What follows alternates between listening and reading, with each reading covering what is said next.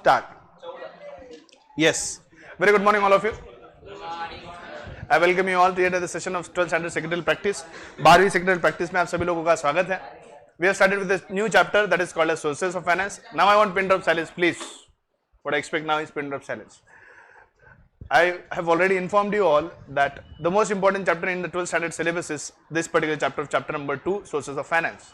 बेटा तुम आप बैग उतार ही लो बेटा, अब तुम नहीं उसको 2-4 बैग दो रहे और तो सोर्सेज ऑफ फाइनेंस ये बहुत इंपॉर्टेंट चैप्टर है सेक्रेटरियल प्रैक्टिस में. सेक्रेटरियल प्रैक्टिस का ये बहुत ही इंपॉर्टेंट चैप्टर है.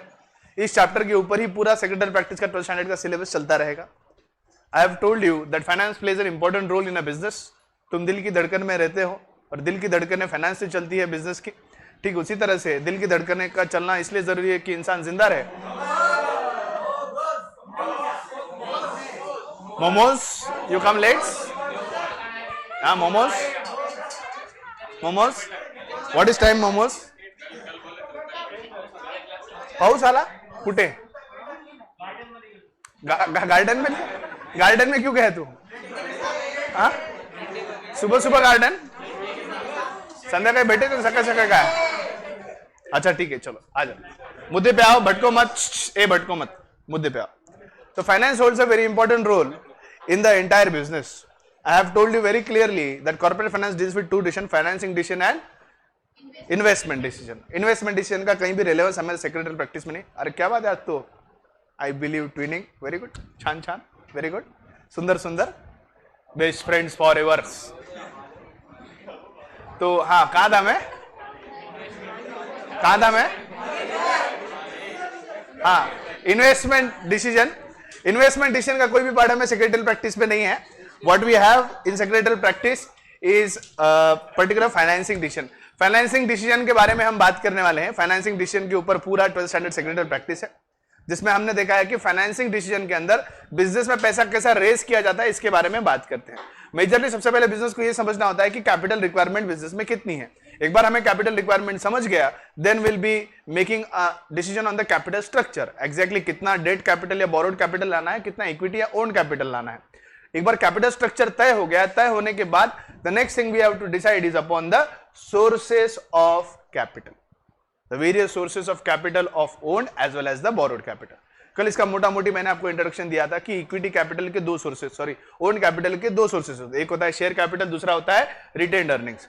Share capital retained equity shares और प्रेफरेंस शेयर्स के द्वारा रेज किया जाता है. वेरएज रिटेन्ड अर्निंग का ये ऑप्शन उन्हीं कंपनियों के लिए उपलब्ध है जो एक एग्जिस्टिंग प्रॉफिट मेकिंग कंपनी है. जो लॉस मेकिंग कंपनी है उसके लिए रिटेन्ड अर्निंग का कोई सवाल ही पैदा नहीं. लॉस थोड़ी रिटेन कर सकते, you can retain only profit, right? On the other hand, borrowed capital, as we saw yesterday, has various sources like debentures, term loans, financial institutions, trade credit. ऐसे बहुत से sources हमारे पास borrowed capital के हैं. So without wasting any further time, let's start with the introduction of the chapter. Finance holds a key to all the business activities. Finance hold a key to all the business activities. Do I have to explain this particular point? No, because I have already taught the importance of corporate finance in the first chapter. ये already know कि हर business activity, हर business decision. देखो in case of joint stock company ownership is different, management is different. The ownership lies with the shareholder, the management is done by the board of directors. The board of directors take the day to day decision of the company, but the day to day decision of the company will be based on the finance the company has. Without finance, you cannot take any decision. Let's say the board of directors are planning for expansion, but the required capital for the expansion is not present. Do you think the decision will make any matter to the company? No. The decision can be carried out or implemented only when the company has adequate finance, right? So finance plays a very important role because each and every decision of the business is based on the first thing that is called as finance. Business की हर activity, हर decision पहले शुरुआती उसकी ABCD कहाँ से, A कहाँ से शुरू होता है? फाइनेंस. अल्फाबेट वाइज ए पहला अल्फाबेट है, ठीक उसी हिसाब से बिजनेस में पहली चीज, पहला अल्फाबेट हमेशा फाइनेंस ही रहेगा. No business activity can ever be pursued without financial support. Can you think any business, see business activity is a economic activity. Economic activity is one which involves money. So do you think there is any business activity which can be carried out without money? The answer would be obviously no. Finance is necessary throughout the activities of promotion, organization and regular operations of the business. Business को बनाकर business को चलाने के लिए हमें पैसा या finance की जरूरत होती है. All the functions of the business are ultimately dependent on finance. Business के सारे जो फंक्शंस है अल्टीमेटली फाइनेंस के ऊपर डिपेंडेंट है. The finance needed by the business organisation is termed as capital. जो बिजनेस के लिए जो फाइनेंस लगता है उसे हम क्या कहते हैं? कैपिटल। क्या कहते हैं बेटा उसे? Capital. Every business organisation need certain capital for its activity. अपने बिजनेस के लिए, एक सर्टेन एक्टिविटीज के लिए जो पैसा उन्हें लगता है, that is nothing but the capital. और बिजनेस में कैपिटल रिक्वायरमेंट कितनी है ये समझने के लिए हमने दो कंसेप्ट समझे थे, fix capital requirement and working capital requirement. Fix capital और वर्किंग कैपिटल रिक्वायरमेंट को जोड़ दो, exactly the amount which will be coming is nothing but the capital requirement of a business. Yes और no? Right?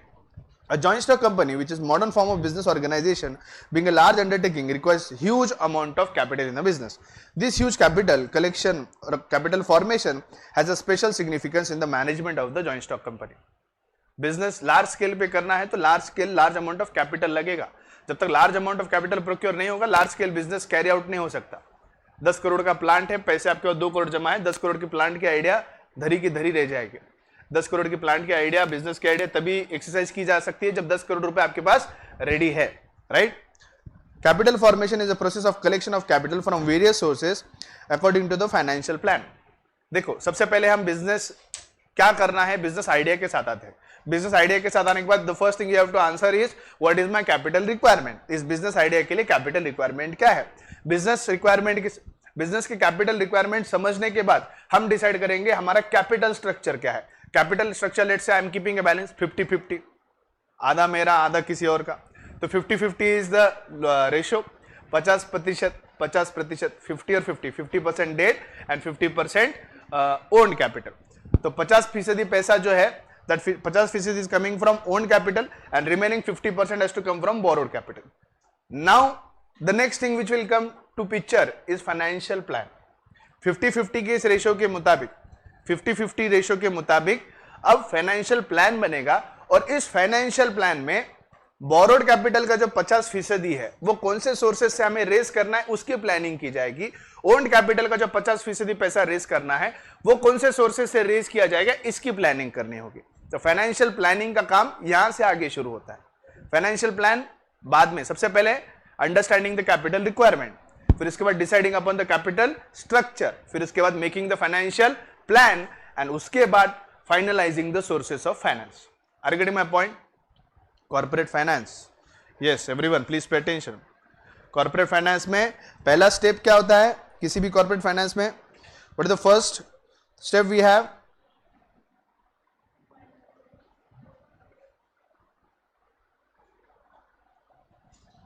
First is capital requirement को समझना।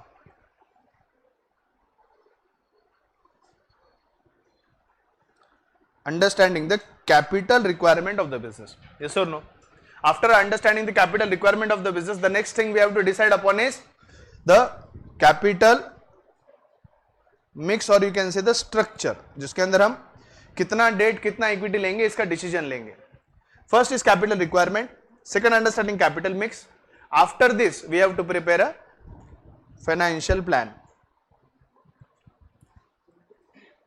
इसके बाद क्या करना है? फाइनेंशियल प्लान बनाना है। और फाइनेंशियल प्लान बनाने के बाद, गिर इधर ध्यान दे, मोबाइल में देख मत नीचे। फाइनेंशियल प्लान बनाने के बाद नेक्स्ट पॉइंट क्या है हमारा? The next point is now deciding और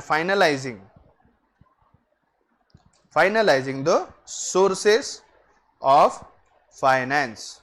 ओके, देखो पहले चैप्टर में कैपिटल रिक्वायरमेंट समझा दिया हूं मैं आपको।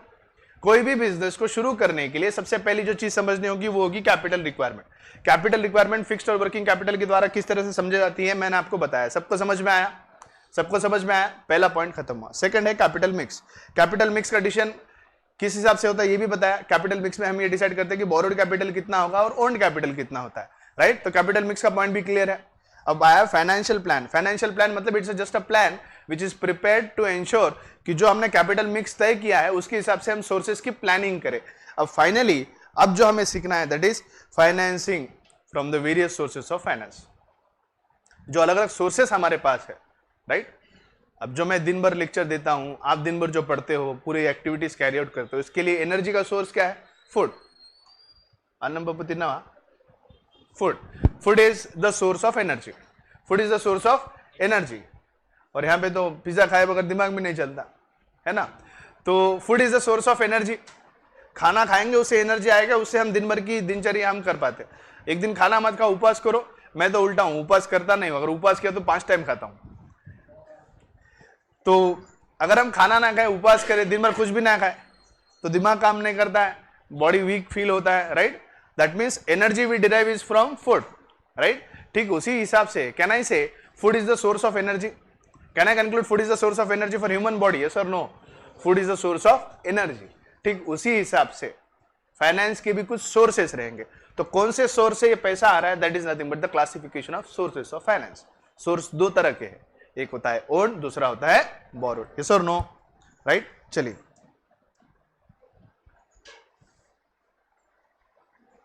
भाई साहब, अब तुम 2 दिन के मेहमान हो, 2 दिन तो थोड़ा प्रेम से, 2 ही दिन है बेटा, तुम अब बहुत हो गया, बहुत सह लिया तुमको।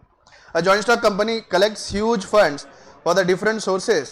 There are various sources of finance available to the business which may be explained as follow with the given chart. देखो, मैं पहले चैप्टर से सिखाते आ रहा हूं, आई होप इसके ऊपर मुझे ज्यादा डिस्कशन करने की जरूरत नहीं है, ज्यादा इसके ऊपर डिस्कशन करने की जरूरत नहीं है। एसी लगाओ पीछे का, right. Sources of finance, source majorly 2 है।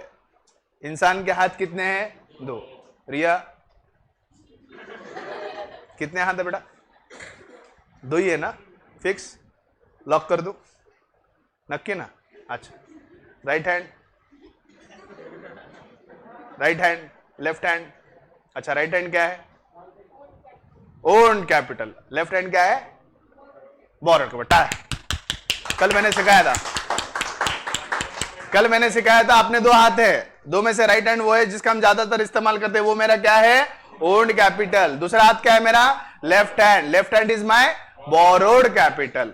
याद आया? Owned capital and borrowed capital. Borrowed capital के debentures, public deposits, bonds, ADR, GDR, bank, financial institution, trade credit, ये सारे सोर्सेस बोरोड कैपिटल के हैं। फिर हमने देखा था ओन्ड कैपिटल में 2 सोर्सेस है, एक होता है शेयर कैपिटल, दूसरा होता है रिटेन्ड अर्निंग्स। रिटेन्ड अर्निंग का सोर्स उसी कंपनी के लिए अवेलेबल है जो कि एक एग्जिस्टिंग प्रॉफिट मेकिंग कंपनी है। कोई कंपनी एग्जिस्टिंग है लेकिन वो लॉस मेकिंग है, loss can not be retain, what you can retain is profit, right. और प्रॉफिट रिटेंशन में से रिटेन्ड अर्निंग्स आता है, राइट। फ्री रिजर्व्स, फ्री लॉसेस थोड़ी रखते हैं हम बैलेंस शीट में। बैलेंस शीट में फ्री रिजर्व्स है तो लायबिलिटी में लिख दिया फ्री लॉसेस, इकट्ठा कर लो, वैसा नहीं रहता। There is no concept of free losses in accounts, there is a concept of free reserves which talks about retained profits. Okay, so for an existing profit making company there is a source of owned capital which is called as retained earnings, but for a newly set up business who hasn't carried out the business activities they don't have an option of retained earnings, क्योंकि उन्होंने अब तक economic activity carry out नहीं की तो profit होने का सवाल ही पैदा नहीं होता। अगर प्रॉफिट नहीं है तो रिटेन्ड अर्निंग्स का भी कोई सवाल नहीं था। रिटेन्ड अर्निंग तब होगा जब प्रॉफिट है। तो नए बिजनेस के लिए ये ऑप्शन अवेलेबल नहीं, उनके पास सिर्फ एक ही ऑप्शन है, शेयर कैपिटल। शेयर्स 2 तरह के होते हैं, एक होते हैं इक्विटी शेयर्स, दूसरे होते हैं preference shares. Are we clear? Right. The above sources of finance may be external or internal from this particular chart. Can you just tell me an internal source of finance? Internal source of finance. Owned capital है, मुझे specific नाम बताओ, इतने नामों में से एक नाम बताओ। Retained earnings. Retained earnings is our internal source. हमारे बिजनेस के अंदर से ही हम वो फाइनेंस क्रिएट कर रहे हैं। So retained earnings is my internal source of finance. External, जब किसी एक्सटर्नल व्यक्ति से पैसा आता है that is external source of finance. एक अकेला retained earnings internal source of finance है, बाकी पूरा की पूरा एक्सटर्नल सोर्स ऑफ फाइनेंस है, right. External, when capital is raised from outsider it is called as external source of finance. When the capital is made available with in the organisation it is called as internal source of finance. आपको एक बात बता दूं, यहां पर एक शब्द दिख रहा है आपको, डिपॉजिट्स। डिपॉजिट्स भी एक इंटरनल सोर्स ऑफ फाइनेंस है। जब मैं आपको डिपॉजिट चैप्टर पढ़ाऊंगा तब उसमें बताऊंगा कि कुछ कंपनियां स्पेसिफाइड कंपनी है, कुछ कंपनी नॉन स्पेसिफाइड कंपनी है। तो जो स्पेसिफाइड कंपनी जो प्रोविजंस कंपनीज एक्ट के फुलफिल करते हैं उनको जनरल पब्लिक से जो है डिपॉजिट एक्सेप्ट करने का अधिकार होता है, लेकिन नॉन स्पेसिफाइड जो कंपनीज होती है ना, उन लोगों को अपने मेंबर्स और डायरेक्टर से डिपॉजिट एक्सेप्ट करने का अधिकार दिया जाता है। क्या बोल रहा हूं मैं? जो नॉन स्पेसिफाइड कंपनियां होगी, जो कंपनीज एक्ट की प्रोविजंस को फुलफिल नहीं करती है, वो कंपनियों को अपने डायरेक्टरों से, अपने मेंबर से डिपॉजिट एक्सेप्ट करने का अधिकार है। तो जब हम हमारे मेंबर से ही डिपॉजिट एक्सेप्ट कर रहे हैं, हमारे डायरेक्टर हमारे एम्प्लॉय से ही पैसा एक्सेप्ट कर रहे हैं, डिपॉजिट एक्सेप्ट कर रहे हैं, so that borrowed capital is again an internal source of finance. बात समझ में आ रही है? जनरल पब्लिक से जब डिपॉजिट लेगा that will be an external source of finance. वही डिपॉजिट जब मेंबर से, मेंबर्स कौन है? ओनर है, ओनर से ही डिपॉजिट लिया तो एक्सटर्नल सोर्स हुआ क्या? वो नहीं। आउटसाइडर है क्या मेंबर? नहीं, he is part and parcel of the business. Director कौन है? एम्प्लॉय, वो आउटसाइडर है क्या? नहीं। तो डायरेक्टर और शेयर होल्डर जब डिपॉजिट अपने कंपनी में ही करते हैं, that is also an internal source of finance. बहुत गहराई है फाइनेंस पे, बहुत डीप जाना है हमें, राइट? चलिए, starting with the first discussion today, sources of owned capital. Sources of owned capital, खुद का पैसा यानी owned capital. The capital which will be permanent in our business can be called as owned capital। क्योंकि वो पैसा खुद का है तो कभी बिजनेस को लौटाने की जरूरत है क्या? नहीं। लेकिन borrowed capital वो पैसा होता है which is to be returned, जो उधार है, जिसे रीपे करना है, that is borrowed capital। लेकिन यहां पे एक एक्सेप्शन है, यहां पर एक एक्सेप्शन है। कंपनीज एक्ट, इंडिया का कंपनीज एक्ट 2013 प्रेफरेंस शेयर्स को परमानेंट कैपिटल के बतौर रखने नहीं देता। कंपनीज एक्ट में प्रोविजन है कि भारत में इश्यू किए गए प्रेफरेंस शेयर्स कंपल्सरीली रिडीमेबल होते हैं। क्या होते हैं बेटा? Redeemable. Understand the meaning of the word redeemable. एक कंसेप्ट है रिडीमेबल, एक कंसेप्ट है नॉन रिडीमेबल। इसको अलग तरह से समझाता हूं। आनंद ने कापसे से कुछ पैसे उधार लिए और उसे कहा है कि मैं 2 महीने के बाद तुम्हें लौटा दूंगा। Now it is a borrowed capital. That means Anand without fail after 2 months has to repay the amount to Kapse. तो जो पैसा लेने के बाद लौटाना पड़ता है उसे हम रिडीमेबल कैपिटल कहते हैं। क्या बोल रहा हूं मैं? जो पैसा लेकर आपको लौटाना होता है that is always a redeemable capital. Can I say all borrowed capital is a redeemable capital? Yes, क्योंकि वो पैसा उधार है, आपको लौटाना है। बोरोड कैपिटल के जितने भी सोर्सेस है वो सारे रिडीमेबल कैपिटल है, यानी पैसा लौटाना पड़ता है। अब मैं बात करता हूं रिटेन्ड अर्निंग्स की। रिटेन्ड अर्निंग कहां से आता है? कंपनी के प्रॉफिट में से जो हिस्सा हम डिविडेंड डिक्लेयर नहीं कर बाजू में रखते हैं। Flowing back of profit, flowing back of profit, flowing back of profit, flowing back of profit forms a reserves, free reserve which are called as retained earnings. अभी रिटेन्ड अर्निंग कहां से आए? बिजनेस में से आए। अब उस रिटेन्ड अर्निंग्स को हमने हमारे एक्सपांशन के लिए यूटिलाइज किया। क्या बिजनेस को वो रिटेन्ड अर्निंग्स किसी को लौटाने हैं क्या? वो कंपनी का अपना खुद का प्रॉफिट है। सो इज इट रिडीमेबल और नॉन रिडीमेबल? Non redeemable. जो पैसा लौटाना नहीं पड़ता वो होता है नॉन रिडीमेबल, जो पैसा लौटाना होता है वो होता है रिडीमेबल। ये हो गया रिटेन्ड अर्निंग्स। रिटेन्ड अर्निंग्स क्या है? Non redeemable. अब आओ शेयर कैपिटल पे। शेयर कैपिटल में कंपनियां 2 तरह के शेयर्स इश्यू कर सकती है। एक होता है इक्विटी शेयर, दूसरा होता है प्रेफरेंस शेयर। एक होता है इक्विटी शेयर, दूसरा होता है preference shares. Companies act 2013 lays down various provisions for the issue of shares, whether it be equity shares or whether it be preference shares। आगे चल के इश्यू ऑफ शेयर्स अगला चैप्टर है, वो पूरा शेयर इश्यू के ऊपर और प्रोसीजरल और उसके प्रोविजंस के ऊपर है। लेकिन उसकी झलक आज ही बता दूं कि हमारे भारत में जो कंपनीज एक्ट 2013 है वो बड़े साफ शब्दों में कहता है दैट इक्विटी कैपिटल और equity shares which a company issues is non redeemable capital. क्या बोला मैं? Non redeemable capital. यानी कि अगर रिलायंस कंपनी ने इक्विटी शेयर्स इश्यू कर पैसा लिया है, that money should it be repaid और should it not be repaid? Not repaid. Non redeemable मतलब वो वापस नहीं देना। समझ में आ रहा है? समझ में आ रहा है क्या? समझ में आ रहा है क्या? यस और नो? ध्यान दो। लेकिन प्रेफरेंस शेयर्स में ऐसा नहीं है। प्रेफरेंस शेयर में हमारे कंपनीज एक्ट में प्रोविजन, हमारे भारत में specifically we have companies act which rules और according to which a company carries on the business. Can any joint stock company do any act which is beyond the powers which are given by the Companies Act? No। हमारे भारत में क्या हम कानून तोड़कर कोई चीज कर सकते हैं क्या? नहीं। जॉइंट स्टॉक कंपनी को कानून कौन सा लागू है? वो है जॉइंट स्टॉक कंपनी का कंपनीज एक्ट 2013। कंपल्सरीली हमारे यहां कंपनीज को कंपनीज एक्ट 2013 को फॉलो करना होगा। नहीं किया तो फिर मामू क्या करेंगे, मोदी जी क्या करेंगे, फाइन लगाएंगे। मोदी जी क्या करेंगे, फाइन लगाएंगे। कंपनीज एक्ट 2013 प्रोविजंस कहते हैं कि in India any preference shares which are issued by the company are compulsorily redeemable. क्या बोला मैं, आर कंपल्सरीली रिडीमेबल। यानी भारत में रिलायंस कंपनी अगर प्रेफरेंस शेयर्स इशू करना चाहती है तो वो शेयर्स एक मर्यादित वक्त के लिए ही इशू किए जा सकते हैं।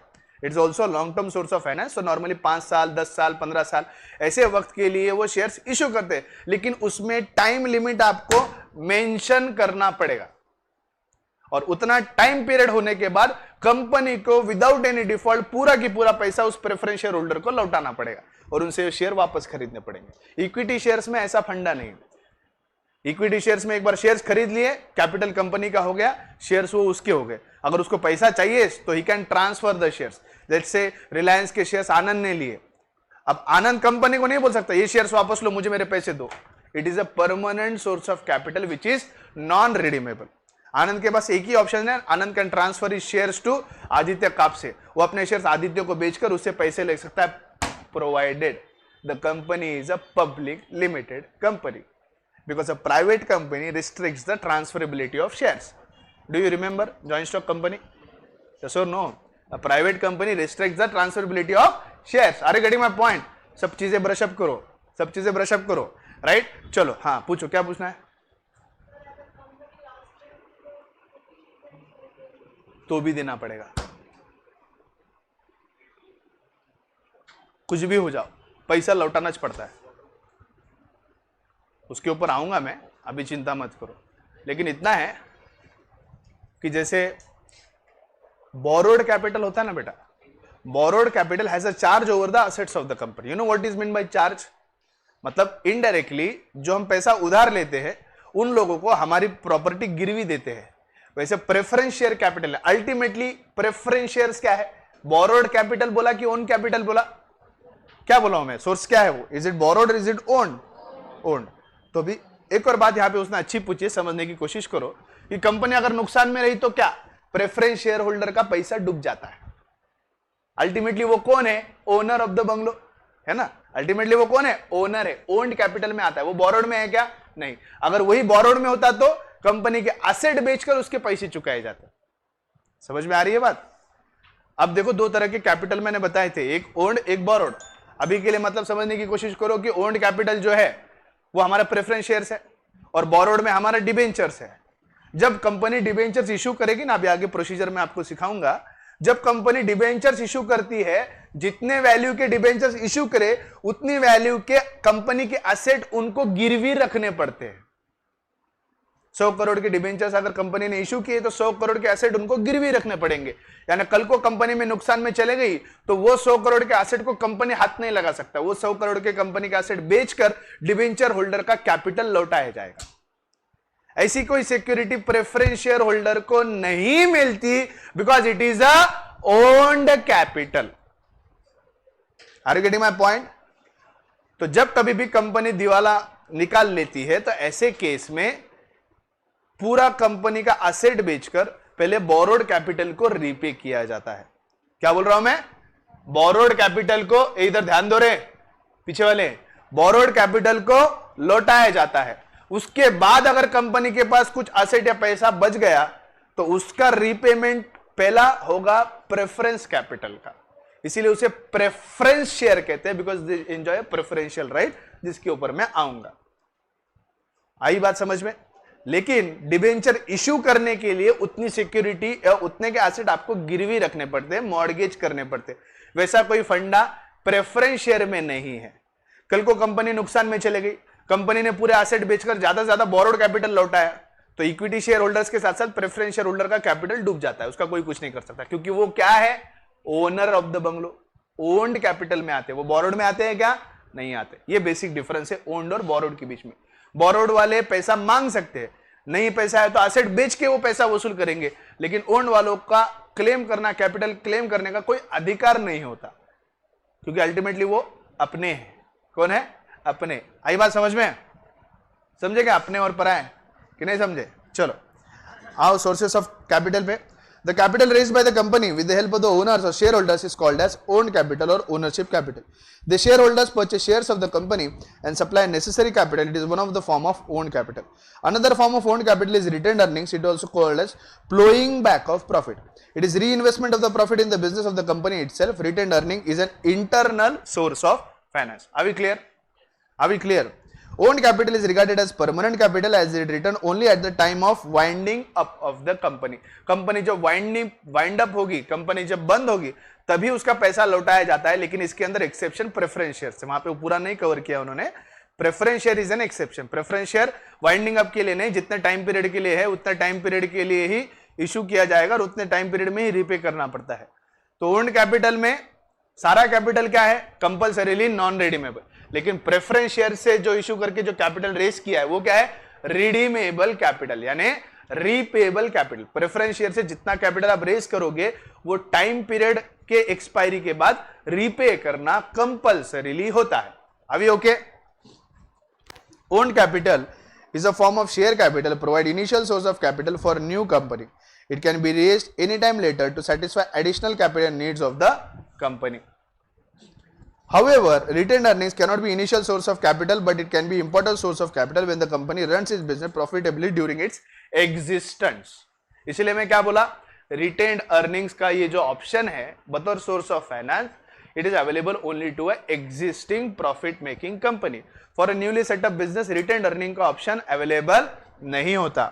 Next, promoter decide the share capital required by a company. The amount of share capital is known as authorized capital. It is capital. It is stated in the capital clause of the memorandum of association of the company. Let us learn in detail the various sources of owned capital. Authorized capital याद है? अच्छा, raise your hand and answer. What are the different 6 clauses of MOA? 6 clauses of MOA, पूरे 6. Raise your hand. एक ही याद रहता, कभी बोला ना MOA के क्लॉज, नेम क्लॉज. अरे बाकी आगे तो बढ़ भाई. रेज योर हैंड, बड़बड़ मत करो. जिसको पूरे 6 आते हैं वो रेज करो. है हाँ,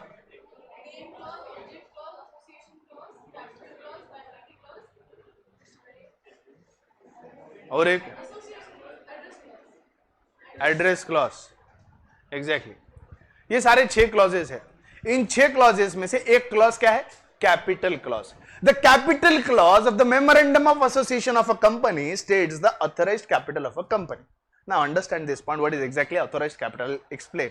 Please pay attention. I'm बार-बार बोल रहा हूँ, सब्जेक्ट ट्रिकी है, लेकिन अगर ध्यान दो तो इसके जितना इंटरेस्टिंग सब्जेक्ट आपके पूरी 12वीं कक्षा में नहीं है. क्योंकि ना बीवी ना भैया, ना बाप बड़ा ना भैया, the whole thing is that कि भैया सबसे बड़ा रुपया. तो ध्यान दो, किसी भी जॉइंट स्टॉक कंपनी को पावर्स कहां से मिलते हैं बेटा? एमओए से. तो joint stock company derives its powers from the MOA. The MOA states the different 6 clauses which give the power to the company to run the company. इसके अंदर एक क्लॉज है कैपिटल क्लॉज.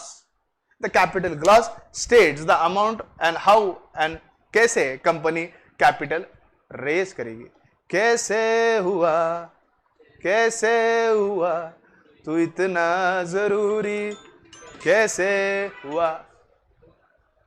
तो भाई कैपिटल क्लॉज जो है वो capital clause हमें यह बताएगा कि कंपनी कैपिटल कितना रेस कर सकती है. तो कैपिटल क्लॉज में एक टर्म है that is called as authorised capital. क्या बोला मैं? अच्छा, थोड़ा कहानी में ट्विस्ट लाओ क्या? थोड़ा उलझाओगे सबको? उलझाओ. अच्छा ठीक है, समझने की कोशिश करो. समझ में आता है तो समझो. आगे की कंसेप्ट है, आगे को पहले लू के थोड़ा. हाँ चलो ठीक है, लू थोड़ा आगे की कंसेप्ट, मतलब एक पन्ने बाद के कंसेप्ट अभी ले लूं.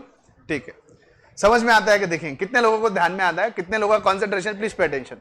ओके, अरे ताई लक्ष्य दिया.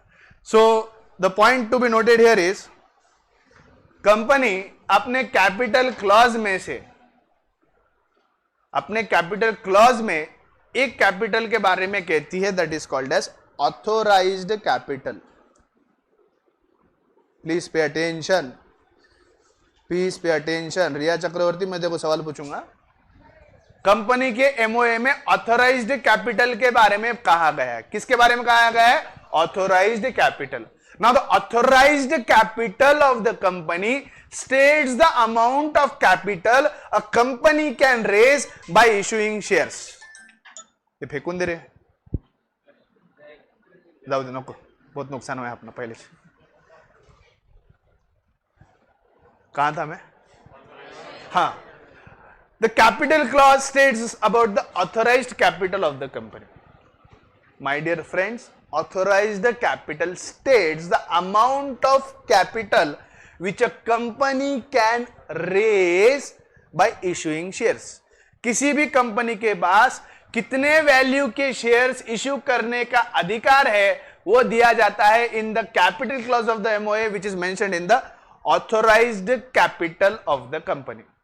फॉर एग्जांपल, अगर ऑथोराइज कैपिटल किसी कंपनी का 10 करोड़ रुपए है, अगर किसी कंपनी का एमओए ऑथोराइज कैपिटल 10 करोड़ रुपए दर्शाता है, इसका मतलब वो कंपनी सिर्फ 10 करोड़ तक के शेयर्स इश्यू कर सकती है। अगर कंपनी को 12 करोड़ के शेयर्स इश्यू करने हैं तो they will have to go for alteration of the MOA. You remember the procedure for alteration of MOA क्या था? Passing of the special resolution. Special resolution passed by how much voting power? 50? 75% of the voting power is required to pass a special resolution. After passing the special resolution, we'll alter the authorized clause and उसके मुताबिक हम फिर से हम authorise capital की limit को बढ़ाकर फिर 10 करोड़ से ज्यादा के शेयर्स इशू कर सकते हैं। अभी के लिए फंडामेंटल ये समझो कि कंपनी का जो कैपिटल होता है, that capital is defined in capital clause as authorise capital. Authorise capital ये कहता है कि कितना अमाउंट ऑफ कैपिटल कंपनी बतौर शेयर्स इशू कर सकता है। समझा? ठीक है, आप घुमाऊं ट्विस्ट, चक्री घुमाऊं, चलो ध्यान दो। कंपनी कितना कैपिटल इशू करता है, कर सकता है, that is defined in authorised capital. एक और कंसेप्ट है इशूड कैपिटल। ऑथोराइज्ड कैपिटल में से जितना कंपनी शेयर्स इशू करेगा that is called as issued capital. ठीक है, कंपनी को कितना इशू करने का अधिकार है that is given in the authorised capital. ठीक है तेजस्विनी, ओके। सो उसके अंदर से वो जितना इशू करेंगे शेयर्स बताओ that is called as issued capital. ठीक है, ओके। कंपनी के पास 10 करोड़ का लिमिट है, उसमें से कंपनी ने 5 करोड़ के शेयर्स इशू किए, so that 5 crore is my issued capital. अब इशूड कैपिटल में से इन्वेस्टर जितना कैपिटल खरीदेगा that is called as subscribed capital. समझे? हाँ,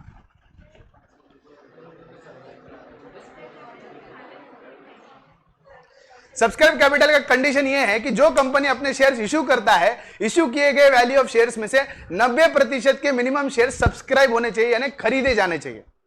कंपनी की लिमिट है 10 करोड़, उसमें से 5 करोड़ के शेयर्स दिए, उसमें से सब्सक्राइब कैपिटल आएगा। सब्सक्राइब कैपिटल वो होता है जो इन्वेस्टर कैपिटल खरीदता है, वो कम से कम 90% होना चाहिए, यानी कितना? 4.5 crore. Out of the subscribe capital, capital which is called by the business is called as called up capital. Okay,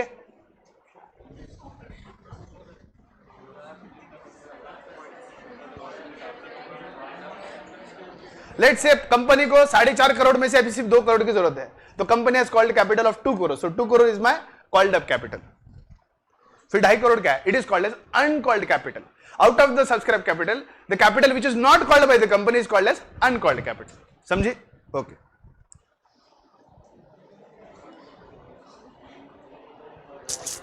अरे अरे अरे अरे अरे 2 दिन रुका है, 2 दिन तो शांति से रहे।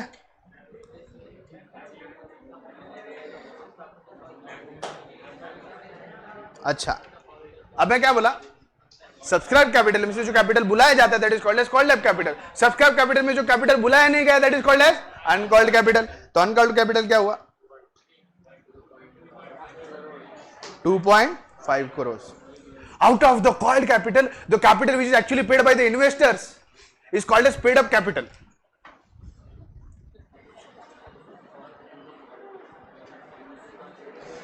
कुछ लोग जुली जैसे रहते हैं, शेयर्स तो खरीद लेते लेकिन पैसे भरते नहीं। लेट से कंपनी ने कितने मंगाए भैया? 2 करोड़ रुपए मंगाए। सॉरी गाबड़े छबड़ो, कंपनी ने 2 करोड़ रुपए मंगाए, कंपनी में से 2 करोड़ में से कंपनी के पास आए 1.5 crore. Out of the authorized capital, capital which is called as issued capital. Out of the issued capital which is subscribed is called as subscribed capital. Out of the subscribed capital which is called as called up capital. Out of the called up capital which is paid is called as paid up capital. And out of the paid up, out of the called up capital, the capital which is not paid is called as unpaid capital.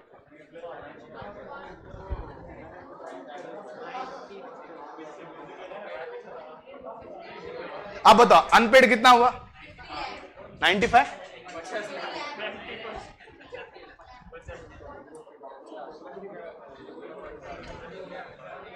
तो company के share capital के concept यहां ऐसे खत्म होते हैं. समझ में आया? कंपनी कितना कैपिटल रेस कर सकता है ये कहता है ऑथोराइज्ड कैपिटल. उस ऑथोराइज्ड कैपिटल में से कंपनी जितने वैल्यू के शेयर्स इश्यू करते हैं that is called as issued capital. Issue किए गए शेयर्स में से जितने शेयर्स इन्वेस्टर्स खरीदते हैं उसे हम कहते हैं सब्सक्राइब्ड कैपिटल. सब्सक्राइब्ड कैपिटल जितना पैसा होता है उसमें से जितना कंपनी पैसा इमीडिएटली मंगवा लेता है that is called as called up capital. और जितना पैसा नहीं मंगवाएगा दैट इज कॉल्ड एज मंगवानी. No, that is called as uncalled capital. That is called as uncalled capital. और कॉल्ड अप कैपिटल में से जितने निवेशक कॉल्ड अप कैपिटल में से जितने लोग पैसा भरते हैं that is called as paid up capital. और बुलाए गए पैसे में से जितने जूली जैसे लोग जो शेयर खरीदने के बाद पैसा भरते नहीं कंपनी को that is called as unpaid capital. Simple. अच्छा रिया बताओ प्लीज, पूरा बताओ ना ऐसा ऊपर से नीचे तक ऑर्डर. अच्छा कौन बताएगा सारे टर्म्स? रिया तो बताएगी. रिया बताएगी. बताओ कौन बताएगा? Raise hand. Anybody want to try? Anybody want to try? Balveer हाँ बोल. 1 मिनट. मेरे को नाम मत बोल. कैसा क्या किसका क्या वो बोल. हाँ हाँ 1 मिनट. Stand up. जोर से खड़े खड़े. हाँ ठीक. तू बोलेगा खड़े. नहीं नाम नहीं होना. नाम का क्या? नाम तो मेरे को भी याद है. मेरे को पूरा एक्सप्लेन करके बताना है जैसे मैंने बताया. कोई समझाएगा? बॉयज में से बॉयज बॉयज बॉयज अनंतवाल खड़े हो. खड़े हो जल्दी खड़े हो. टाइम पास मत कर. बोल बोल. नानी मेरी मोरनी को मोर ले गए, बाकी जो बचा था काले चोर ले गए. बोल. नन्ना मुन्ना राई हूं, देश का सिपाही हूं. बोलो मेरे संग जय हिंद जय हिंद जय हिंद. बोल. ए प्लीज. हाँ हाँ तो उसका क्या करूं?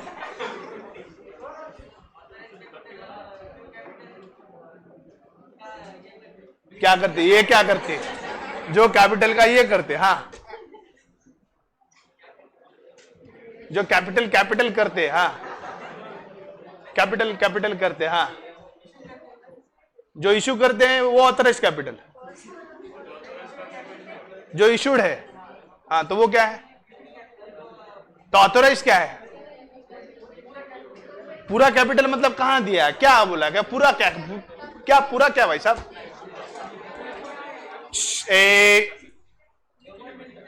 एमओए में लिखते पूरा वो ऑथराइज. अच्छा उसके बाद वो क्या होता है? जो इशू करते हैं वो इशूड कैपिटल. फिर उसके बाद पेड आ गया. Direct paid. नाइस. इशूड के बाद डायरेक्ट पेड. बैठ बैठ बैठ बैठ बैठ बैठ बैठ नीचे बैठ. बोलो रिया चक्रवर्ती. से फास्ट. जल्दी जल्दी. Try try try try but don't cry. ऐसे मन है ऐसे. करो करो कोशिश पण रडो रडो नको. से बोलो क्या कर रहे फर्स्ट बेंच पे बैठ के? फिर